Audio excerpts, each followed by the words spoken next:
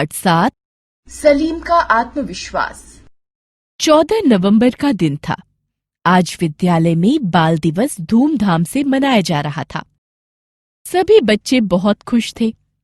कुछ बच्चे खेल रहे थे, तो कुछ चाट पकौड़ी खा रहे थे, तो कुछ झूले झूल रहे थे। अंकित भी आज बहुत खुश था। तभी पूरी छुट्टी की घंटी बजी और सब बच्चे अपने अपने घर जाने लगे। अंकित को लेने उसके ड्राइवर अंकल आए थे। उनका नाम अहमद था। वे उसके घर के पीछे बने मकानों में ही रहते थे। अंकित ने जैसे ही ड्राइवर अंकल को देखा तो वह भी उछलता कूदता गाड़ी के पास पहुंच गया। आज गाड़ी में ड्राइवर अंकल का बेटा भी था। उसे देखकर अंकित बहुत खुश हुआ। क्या नाम है तुम्हारा?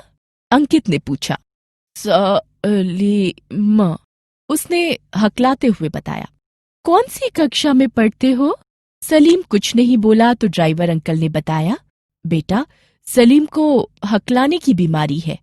उसे पढ़ने लिखने में भी कठिनाई होती है।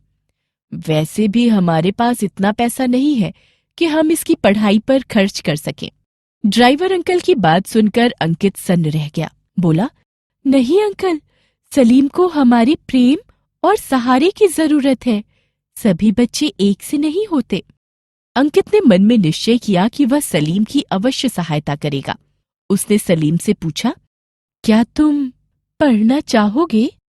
हाँ भैया, मैं आपको जब भी स्कूल जाते हुए देखता हूँ तो मेरा मन भी स्कूल जाने के लिए करता है। परंतु सलीम ने हकलाते हुए कहा। यह कहकर सलीम की आंखें भर आईं।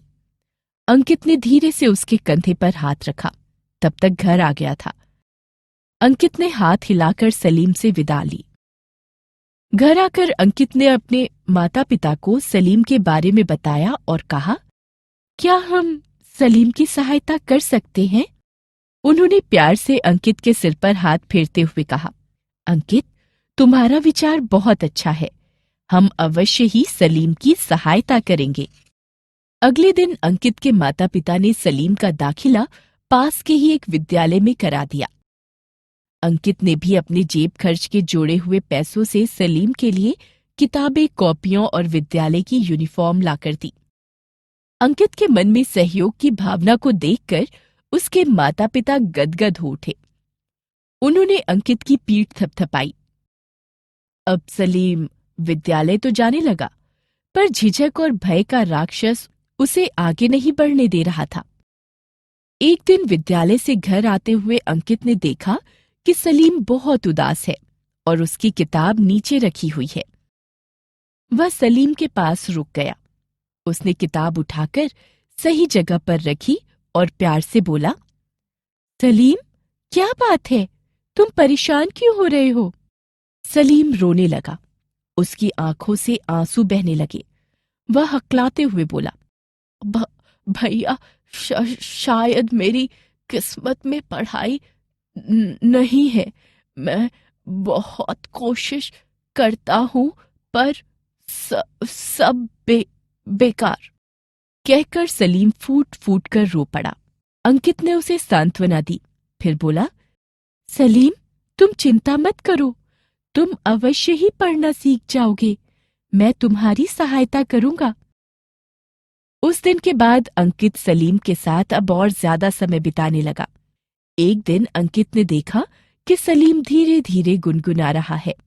उसे सलीम की आवाज बहुत ही मधुर लगी और गाते समय उसकी आवाज उतनी नहीं अटक रही थी। उसने विद्यालय में सलीम से कहा, सलीम, तुम्हारी आवाज तो बहुत सुंदर है। क्या तुम अगले महीने विद्यालय में होने वाली गायन प्रतियोगिता में भाग लोगे? यह सुनकर सलीम सन्न रह गया। फिर बोला, भैया, मैं किसी प्रतियोगिता में भाग कैसे ले सकता हूं? अंकित बोला, क्यों नहीं ले सकते? तुम्हारे अंदर तो बहुत प्रतिभा है। तुम अवश्य ही गा सकते हो। ऐसा कहकर अंकित सलीम को गाने के लिए प्रोत्साहित करने लगा। वह मान गया और उसने गाना शुरू किया, परंतु थोड़ा सा गाकर रुक गया। अंकित ने भी हार नहीं मानी, क्योंकि उसने सलीम को अच्छी तरह से परख लिया था। वह लगातार सलीम की हिम्मत बढ़ाता रहा। धीरे धीरे सलीम के अंदर आत्मविश्वास उत्पन्न हो गया। वह और गाने का अभ्यास करने लगा। धीरे धीरे दिन बीतते गए और सलीम की प्रतिभा निखरती चली गई। गायन प्रतियोगिता का दिन भी आ गया। उस दिन सलीम और अंकित के साथ साथ उनके माता पिता भी सलीम के विद्यालय गए। सलीम डगमगाते हुए स्टेज की ओर बढ़ा। सभी ने तालियां बजाकर उसका हौसला बढ़ाया।